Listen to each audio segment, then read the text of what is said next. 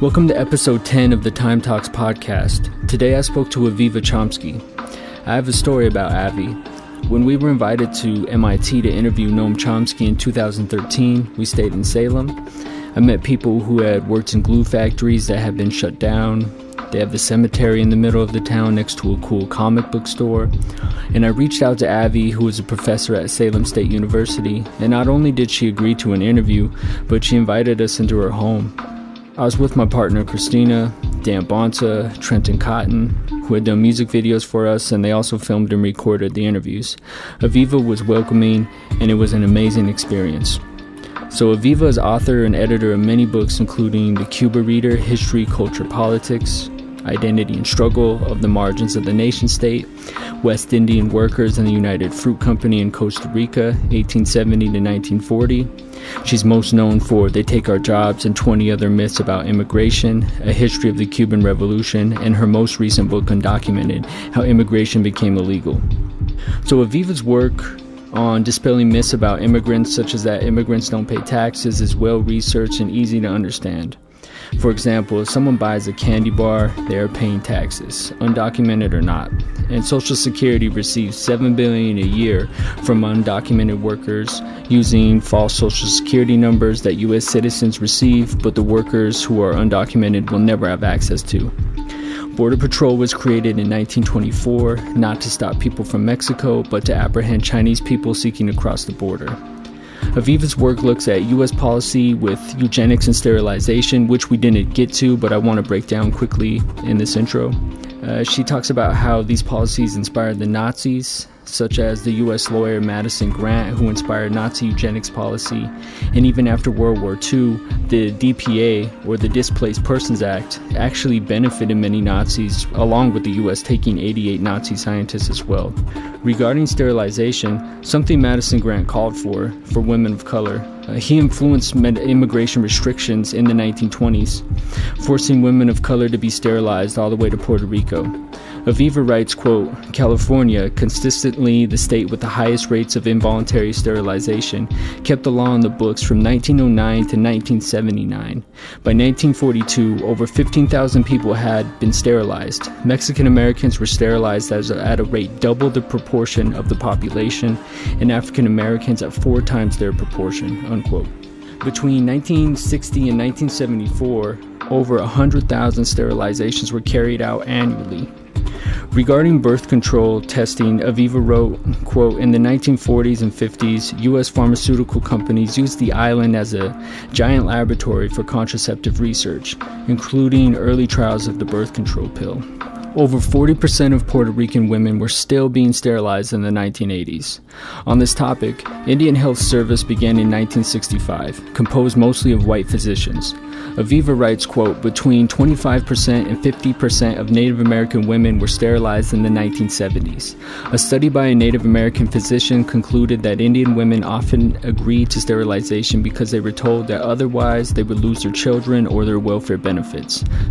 Aviva's work shows this disgusting white supremacy and patriarchy that draws a line from its colonial founding to now. Her research and historical narrative slices through propaganda and shows us, as good writers, artists, musicians, and podcasters do, that there is much work to be done.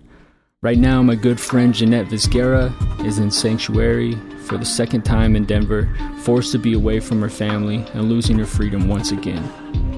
In this interview, Aviva Chomsky spoke about the Cuban Revolution, education in the military-industrial complex, anarchism, settler colonialism, and immigration, how Democrats have largely been left off the hook in the narrative around immigration and mass incarceration, U.S. foreign policy in Central America, the coup in Venezuela, and her work in Colombia with coal mining and climate change. And thanks once again to Awareness for the Music. I wanted to kind of generally start with, as you mentioned in your writings on Cuba, say the Cuban Revolution, some say it began in 1511 when Tayano Hatui fled Hispaniola and took up arms against the Spanish. Mm-hmm. And regarding the 1950s Cuban Revolution, many know of the Moncada barracks attack, but less is known about the other attacks that Fidel, Raul, and Che tried, such as the Granma invasion in 1956 and planning their revolution while in Mexico. Can you give an important story not often spoke about from the Cuban Revolution? Well, I think I would say that, and the reason that I try to start with 1511 is that from the perspective of Cuban historiography, and this is actually one of the reasons why I feel like it is so important for us, like that the Cuban Revolution just gives us so much material to try to understand what's going on in other parts of the world today also, is that the Cuban revolutionaries of the 1950s developed a narrative of Cuban history, which is still very sort of hegemonic in Cuba, and which has a lot of power to it, both in the lives of everyday Cubans and in terms of historians trying to understand Cuba. Now, historians are always critical of any historical narrative you come up with, then you start critiquing it. That's how we work. But this narrative has had remarkable staying power, and it's important not just for what it tells us about the history, but how it creates how it influences the way people act and understand their world in the present. So the sort of mainstream historiography from Cuba understands the 1959 revolution as a culmination of a process of struggling against colonialism, but that understands the struggle against colonialism as also a struggle against inequality and a struggle against racism. So it's an analysis of Cuban history that says our history was shaped and distorted by colonialism that extracted our resources, that exploited our people, exploited our workers, and created social and racial inequality. That all of those things are a result of colonialism. So that the struggles against Spanish colonialism, starting with the indigenous resistance to the Spanish, but certainly in the 19th century with Cuba's wars for independence that begin in 1868, that those are conceptualized as struggles not just against colonialism, but also against racism, against slavery, against inequality, and kind of crystallized in the words of José Martí, the Cuban independence theorist and leader in the 1890s, to be Cuban is more than being white, more than being black, more than being mulatto. An independent Cuba is going to be a Cuba made with all and for the good of all.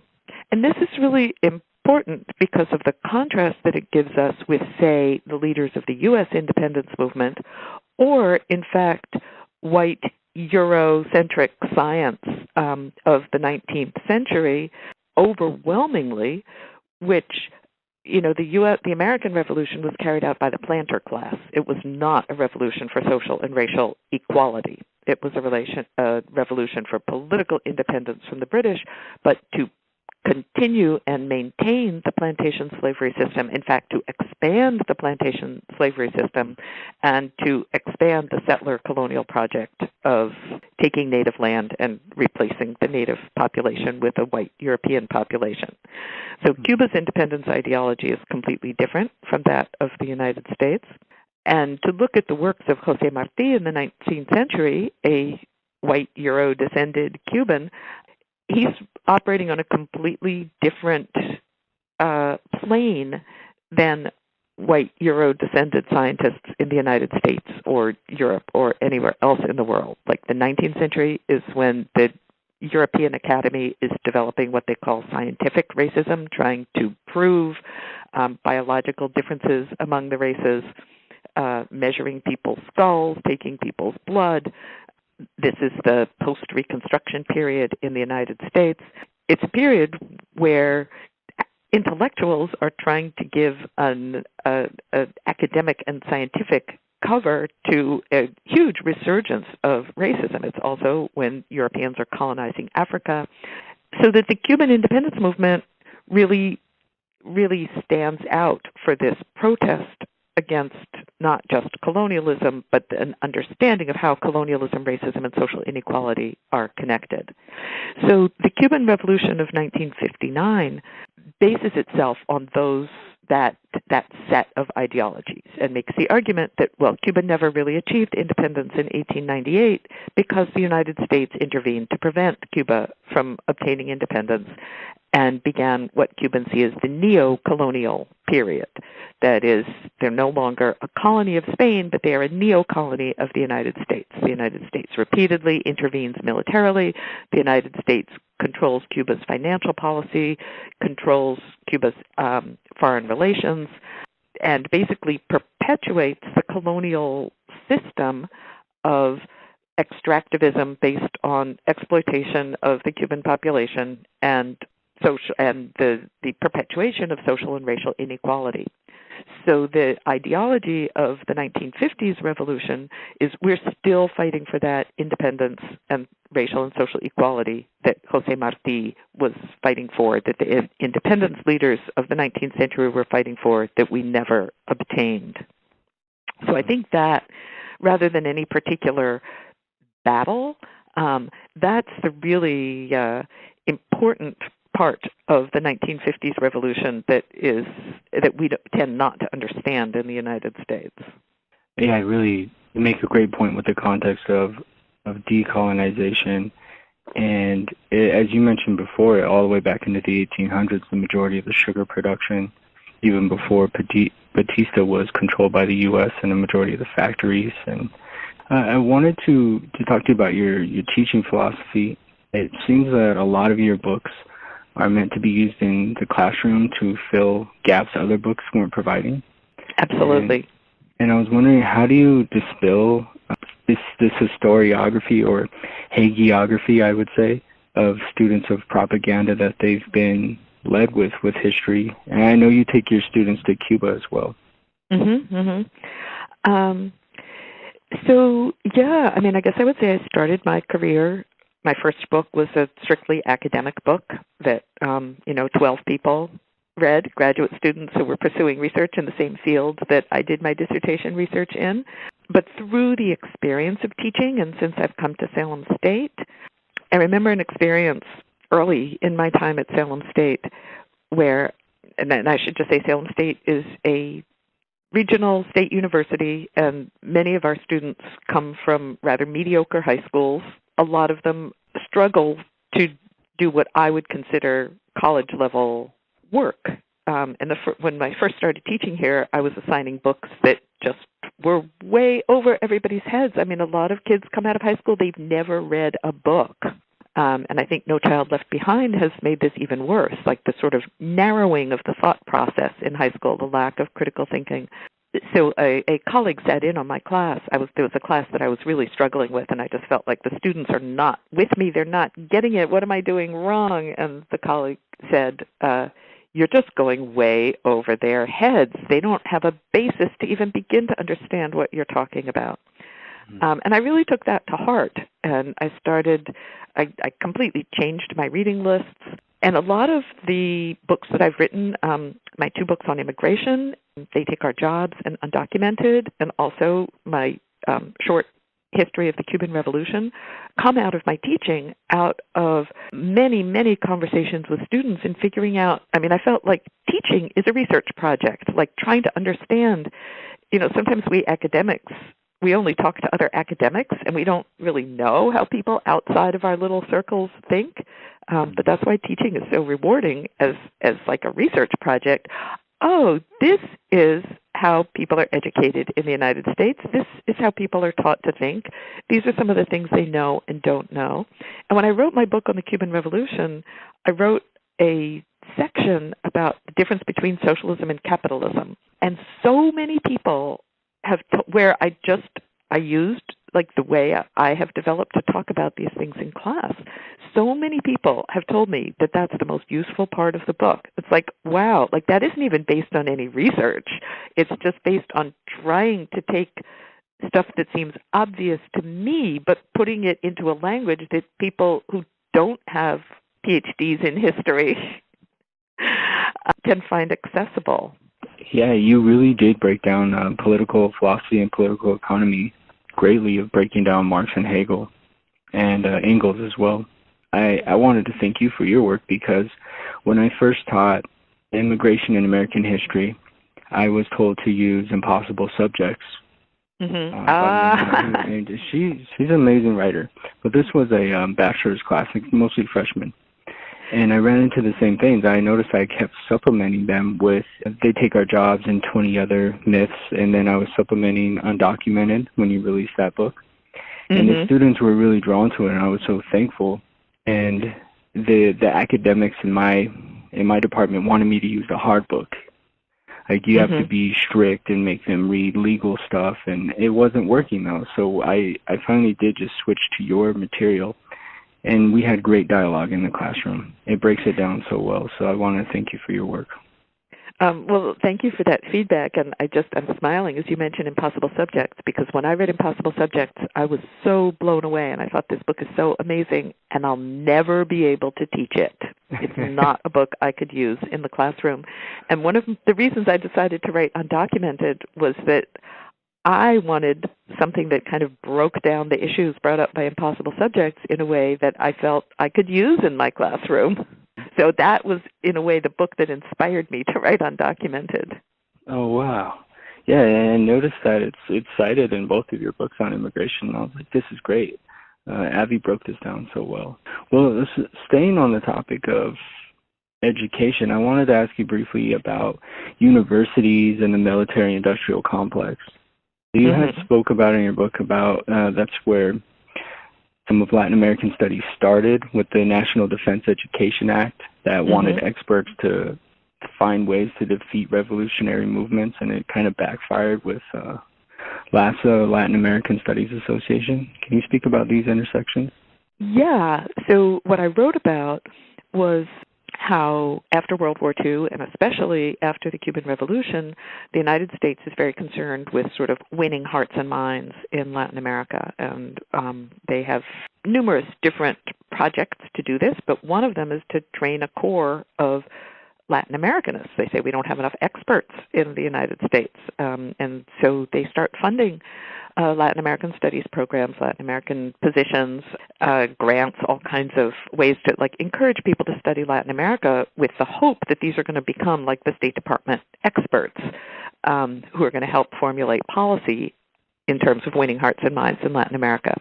They also implement projects on the ground in Latin America, like through the U.S. Agency for International Development, the Alliance for Progress, which are also aimed at winning hearts and minds.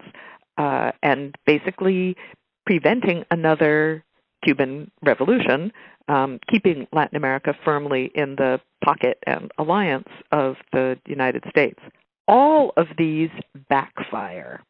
When they start training Latin Americanists in the United States, once U.S. Graduate students and scholars start actually learning about Latin America, they're horrified to see what U.S. policy has done to Latin America. And Latin Americanists, professional Latin Americanists, tend to be among the strongest critics of U.S. policy. So we did not sort of fall into line. And interestingly, there's kind of a parallel process in Latin America, because what the United States is doing is trying to implement mild and moderate reforms that are not going to threaten the social order in Latin America, and certainly that are not going to threaten U.S. business interests in Latin America, but that are going to address some of the desperate needs of the impoverished, especially the rural poor, which is what they're aiming at in the early 1960s. Instead, a lot of these, the Peace Corps is another one, a lot of these programs actually contribute to revolutionary movements in Latin America. They raise issues of land reform, but they don't satisfy the needs of the people. They bring people together to start to talk about their problems, and this radicalizes people. So instead of preventing revolutions, the sort of bumbling U.S.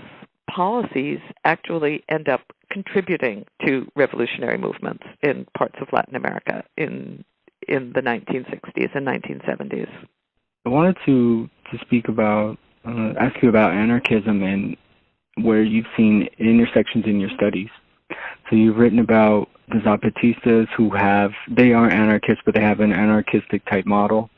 And you've written about anarchist and socialist labor federations in Cuba that were active in 1925, such as Confederación Nacional Obrera de Cuba, or the CNOC. Can you speak about your relationship with anarchism and where you've encountered it in your research? Well, one of the interesting things about studying social movements in Latin America is thinking about how, like, indigenous grassroots movements draw on and intersect with international and many of them European-based movements. That is, anarchism as an articulated philosophy, communism, socialism, all of these are essentially European-based. And Latin American organizers, so many Latin American anarchists, like people who formally identify with anarchism, are European immigrants in Latin America. They're Spanish, they're Italian. So where we see, like, officially organized anarchist labor movements, parties, they tend to be among European immigrants who bring with them some of these ideologies and ideas that are developed in Europe. But Latin American indigenous people, Afro-descended people, also find a lot of common ground, sometimes with anarchist, sometimes with communist and socialist movements. They find common ground, but the ways that anarchist, socialist, communist movements develop in Latin America is kind of in a dialogue between different grassroots movements and groups in Latin America and international movements. So let me just talk about communism for one. So, the Comintern is based in the USSR. They set their policies, and supposedly communist parties all over Latin America that are affiliated with the Comintern are supposed to implement the policies that are set in Moscow. Sometimes this really undermines communist movements. Sometimes communist movements take what comes from Moscow with a grain of salt. So, sometimes we see, like in the 1920s and the 1930s, that the Comintern is, ally with bourgeois parties. No, never talk to bourgeois parties. So they're like flipping back and forth in terms of what communist movements are supposed to do, which makes life really difficult for activists on the ground. Sometimes, and I'm thinking here especially of Mark Becker's work on the Communist Party in Ecuador. So Ecuador's Communist Party is made up of Ecuadorians, and they're very conscious of indigenous movements and indigenous rights in Ecuador. Now, from Moscow, they aren't getting any orientation on this, but they work in coalition with Ecuador's indigenous movements on ethnic rights that have nothing to do with what's coming out of Moscow. So they're even though they're a member of the Comintern, they're a very independent party that is working with Ecuador's realities. In other occasions, we have what may seem paradoxical from an American point of view, where communists are always painted as like the most revolutionary people. We have the Comintern opposing armed revolution in Latin America. So this is kind of hard for Americans to understand, but Latin America's communist parties have been far from the most revolutionary parties, and in fact, in many cases, they have opposed armed revolution. In the case of Cuba, the Cuban Communist Party opposed the July 26th movement with the idea that armed revolution was like deviation, adventurism, that the conditions weren't right for an armed revolution, according to what they were getting from Moscow.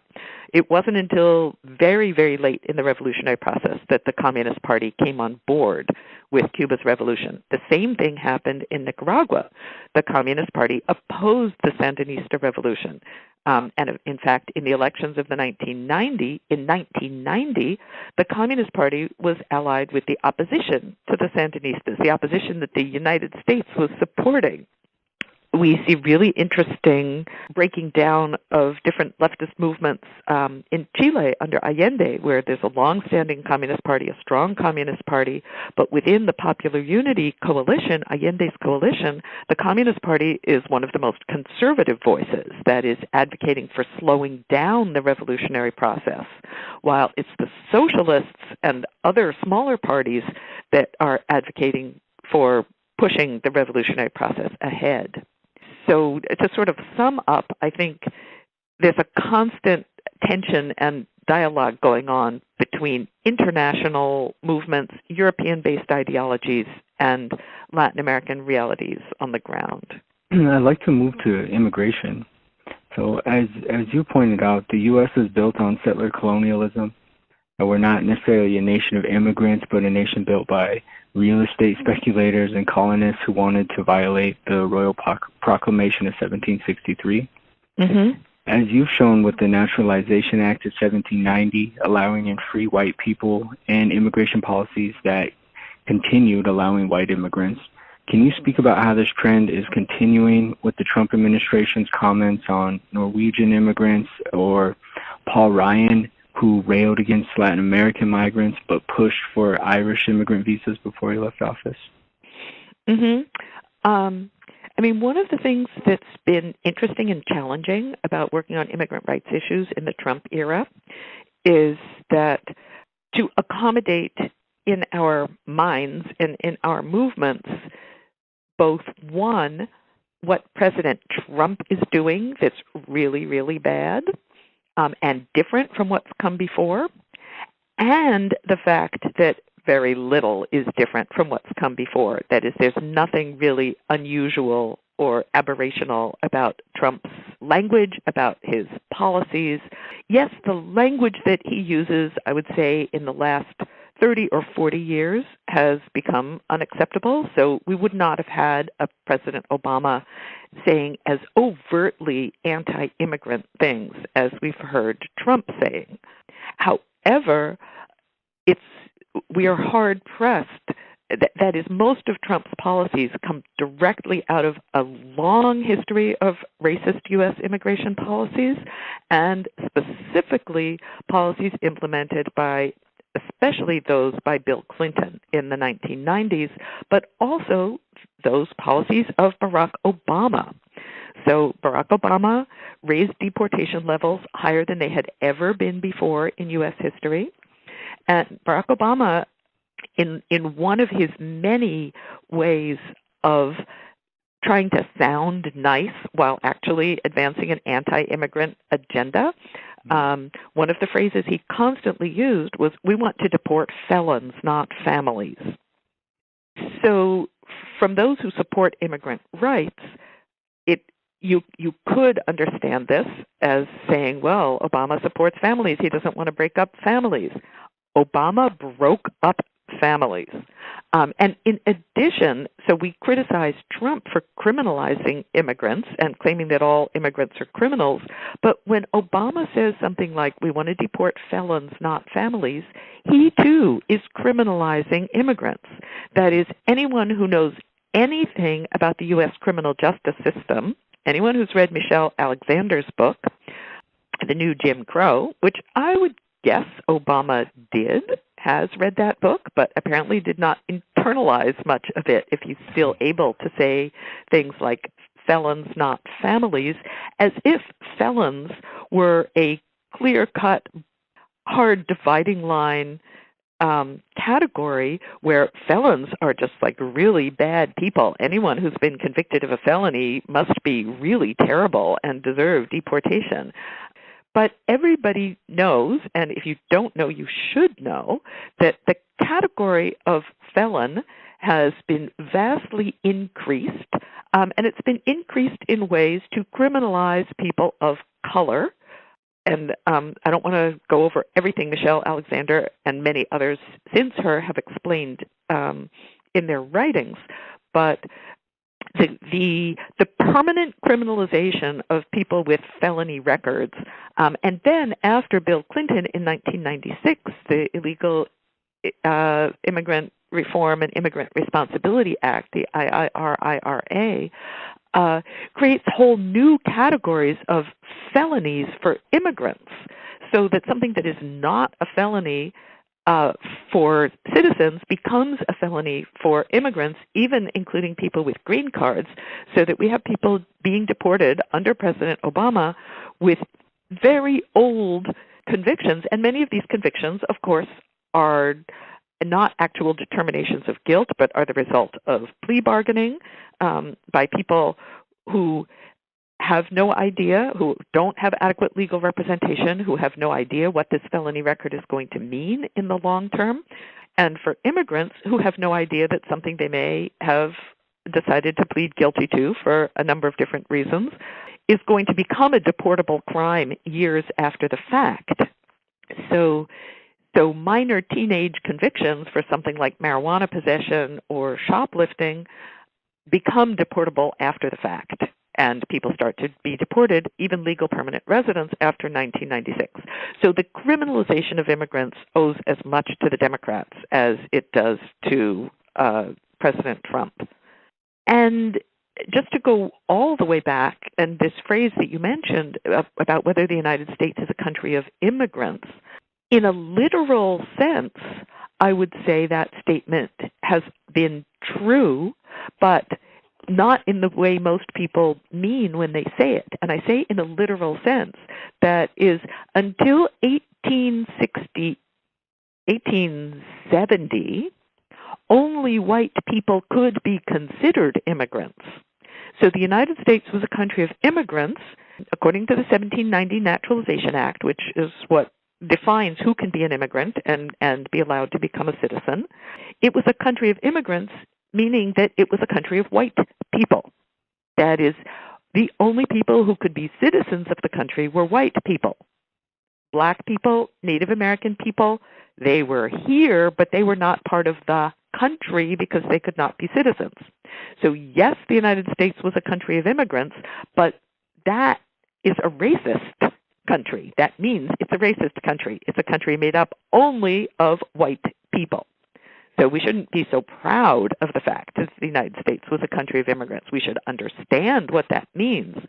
And after 1870, when the Naturalization Act is revised, the only people who are added to it are, this is after the Civil War, Reconstruction era, are persons of African nativity and African descent. So this is clearly a Reconstruction era acknowledgement of the wrongs done to persons of African nativity and African descent. The problem is that no people of African nativity and African descent have the slightest desire to immigrate to the United States in 1870. So they are now allowed to be immigrants, but they are not taking advantage of the opportunity.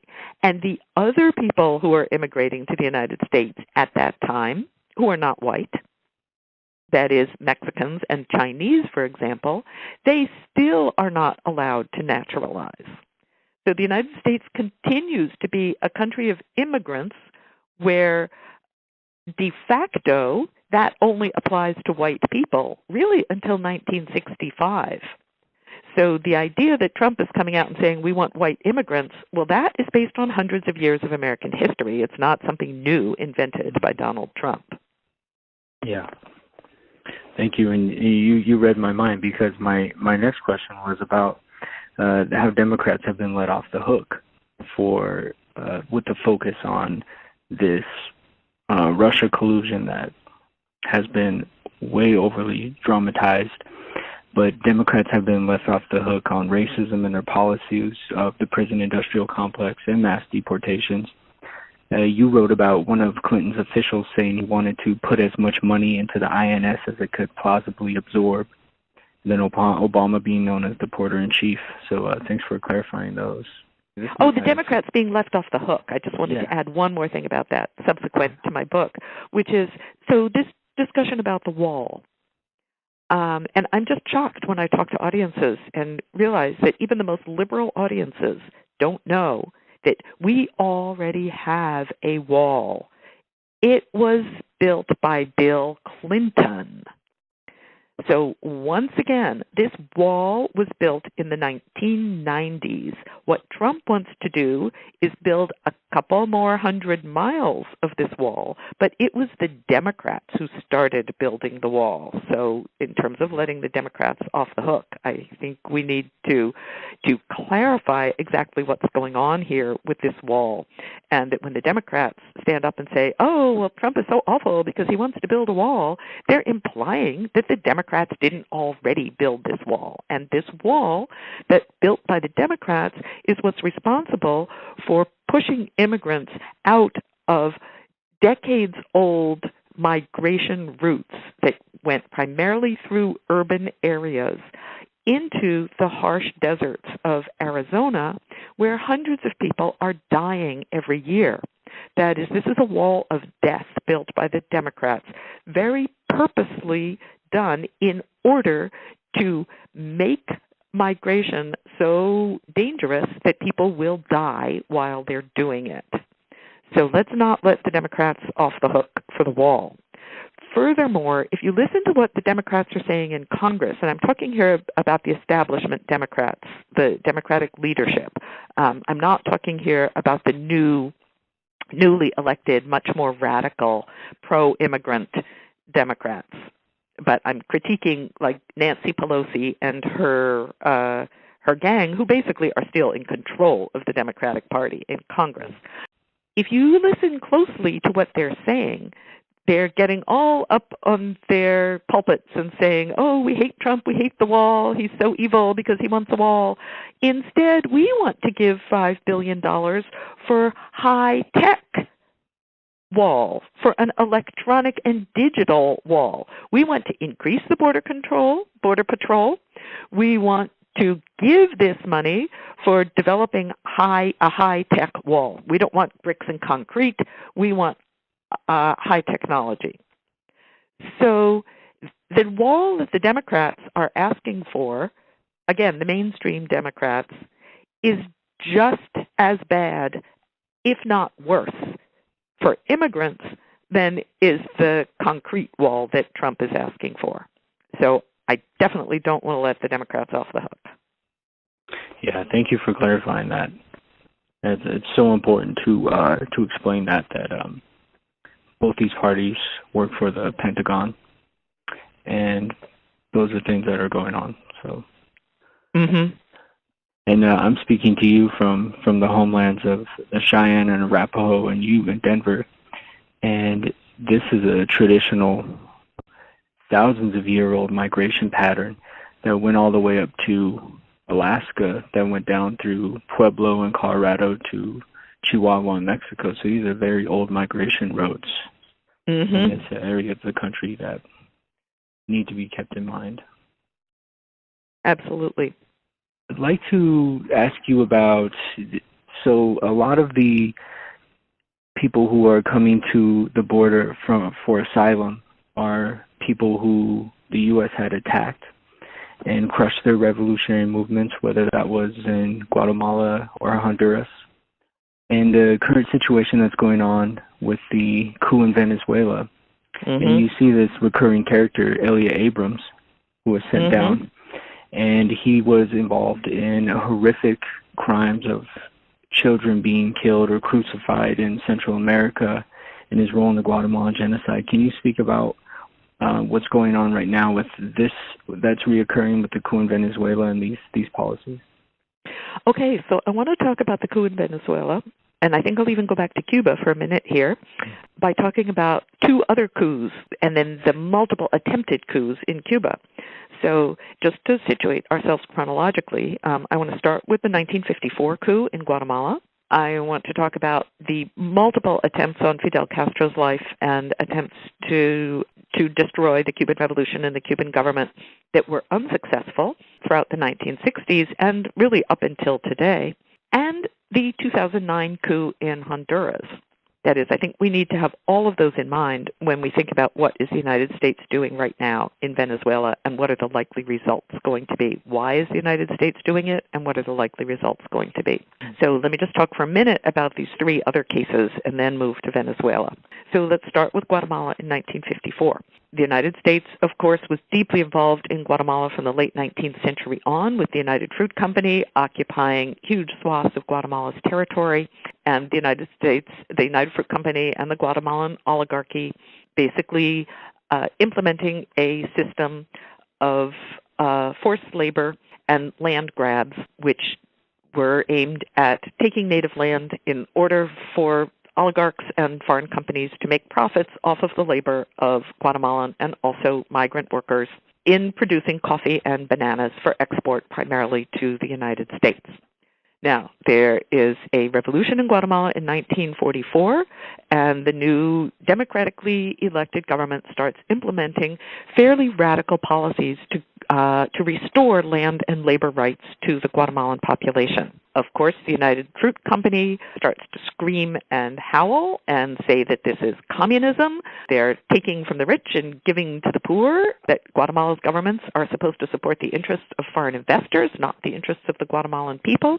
And the United Fruit Company convinces the U.S. media and the U.S. government and the CIA that this government has to be overthrown. And in 1954, the United States trains, arms, and transports a counter-revolutionary army into Guatemala that carries out a military coup, overthrows the government, and begins decades of reaction in Guatemala that consists of undoing all of the reforms of those 10 years of spring and a savage repression against those activists who were part of that process, which leads then to the organization of guerrilla armies against this military dictatorship and a savage reaction that continues through the 1970s, 1980s, into the 1990s that has been deemed a genocide by the United Nations, a genocide against Guatemala's Mayan indigenous population.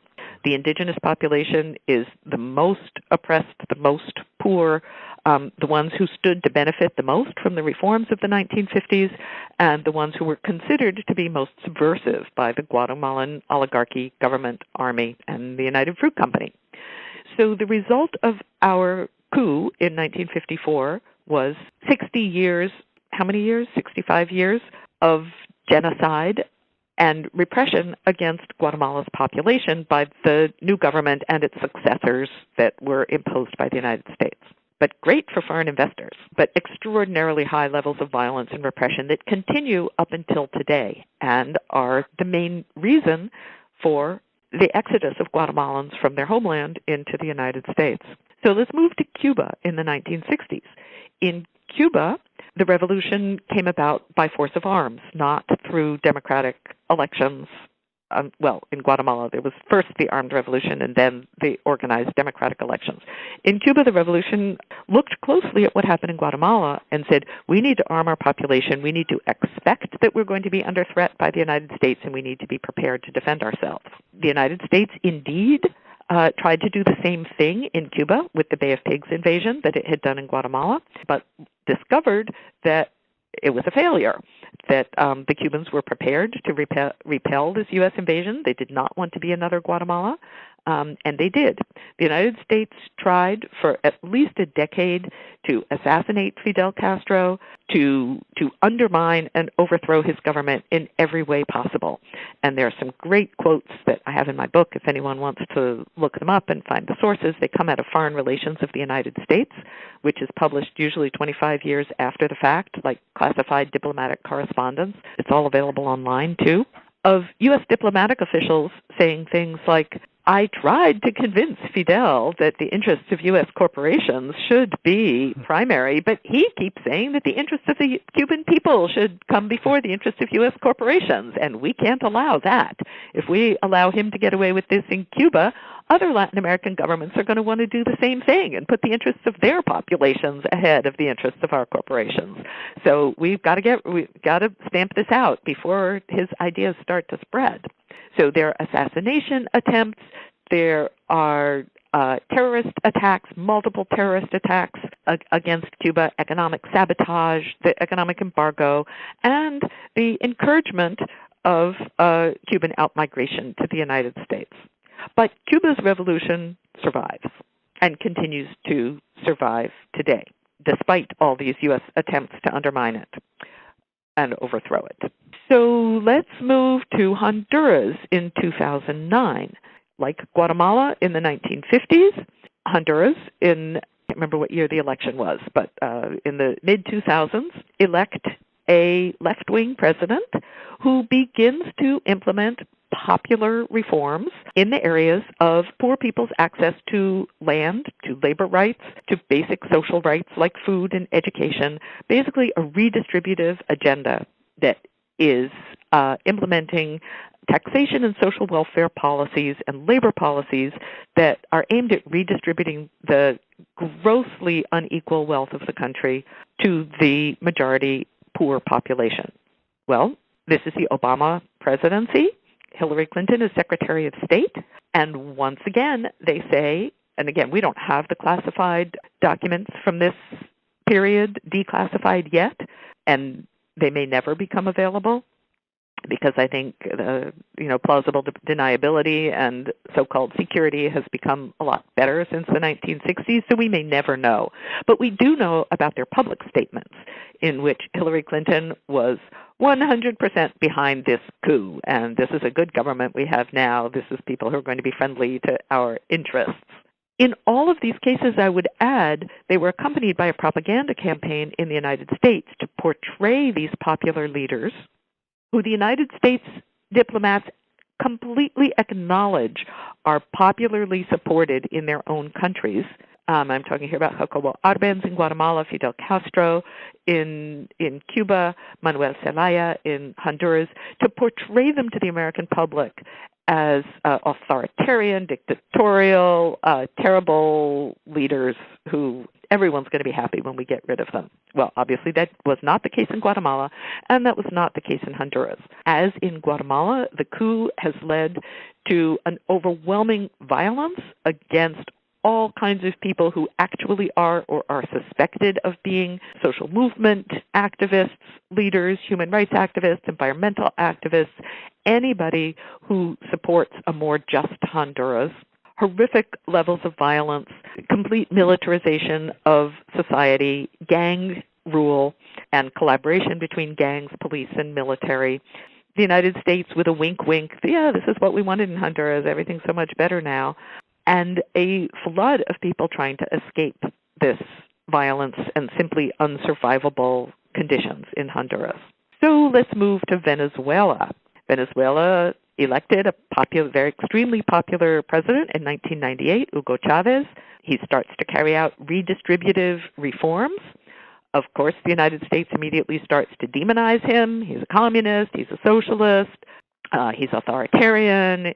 The lifestyle of the rich is crumbling before our very eyes, and since they're the only people we care about, we say the entire country is crumbling before our very eyes.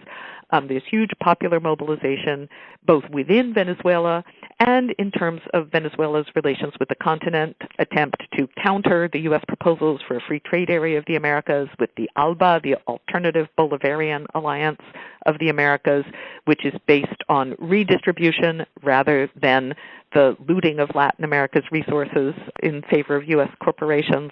So, of course, the United States decides they have to overthrow Hugo Chavez, which they attempt in 2002. And as with the Bay of Pigs invasion, the coup attempt in 2002 in Venezuela is unsuccessful. The Venezuelan military and people rally around the popular president, and the United States coup attempt fails. But now they're trying again. The United States has openly said that they are supporting a coup against the democratically elected president, and of course they are presenting him in the most negative possible terms to the U.S. public. So people who just read the newspapers know nothing about Venezuela except, wow, Nicolas Maduro's a really bad guy, and things are really terrible in Venezuela, so it would be great if we overthrew him. But the very same techniques of anti-Maduro propaganda, economic sabotage, and then blaming the government for what's actually the effect of U.S. economic sabotage, and recognizing a parallel government, which so far has not been successful in actually overthrowing Nicolas Maduro, but saber-rattling and threats of invasion. So I don't think we know yet what the next steps are going to be, but the United States seems quite committed, just as they were to replacing Jacobo Arbenz, to replacing Fidel Castro, to replacing Manuel Zelaya. Right now, they are committed to replacing Nicolas Maduro in Venezuela. And if they succeed one way or another, I can predict that what's going to happen in Venezuela is going to follow the pattern of what happened in Guatemala after 1954 or what happened in Honduras after 2009. Yeah, it's very troubling times, and thank you for breaking that down so well. I'd like to talk about your new research. So you had started working with pit mines in Colombia and speaking out about this because you were tracing where your energy was coming from in your town. Is that correct? Mm-hmm. Mm-hmm. Okay. So, yeah, I mean, I think that one of the pieces that we're not talking about enough when we talk about climate change is, well, there's two pieces. One is extractivism. Like, where are these fossil fuels actually being extracted, and what is the impact on the populations? And also, what is going to be the impact if we stop extracting fossil fuels? What's going to be the impact on the populations? So we talk about, like, the terminology, I think, of a just transition is a really, really important terminology, but we need to think about that just transition not just for people who work in the energy industry in the United States in the first world, but for the people who have been affected in the third world where many of our fossil fuels are extracted. And some of them are extracted in what we could call the third world in the first world, places like Appalachia that have been subject to an extractive economy and thus impoverishment of the population also for many decades. So in Colombia, the coal that we've been burning in the United States since the mid-1980s comes from northern Colombia, from some of the poorest regions of Colombia. Yes, the coal mines create jobs, but at the same time, they create environmental and social devastation in the areas where they're operating. Most of the population in these areas is extremely poor and marginalized. They're rural villages. Most of the villages do not have access to electricity. And I should also point out that 100% of the coal extracted in Colombia is exported. Colombia relies on hydropower, which has its own environmental problems, which I'll get to in a minute. But so people who've been displaced by the Cerrejón mine, which is one of the largest open-pit coal mines in the world and the one where I've done most of my work, the damage has already been done. So this mining company and the European mining companies that own it, which are BHP Billiton, Anglo American, and Glencore, have incurred environmental, social, and economic debts to the population, that any talk about a just transition has to talk about the repayment of those debts that the companies have incurred by displacing people, by taking their land, by taking their water, by taking people with subsistence lifestyles who have survived for centuries in this barren land and making it impossible for them to survive. This is happening all over the world, especially the third world and the third world in the first world, and I can talk about Indian reservations in the United States as well, where energy resources are being extracted